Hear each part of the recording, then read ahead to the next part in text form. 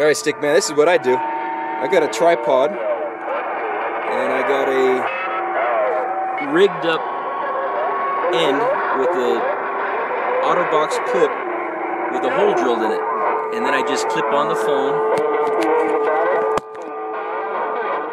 clip it into the tripod, and then I don't have to hold it. Alright. That's my setup right there. OtterBox case drilled out for the camera, and just a tripod leaning on the seat. Too easy. 350. I think you said 350. I sure hope I ain't saying that wrong, but it sounded like a 350 out there with that high fidelity audio.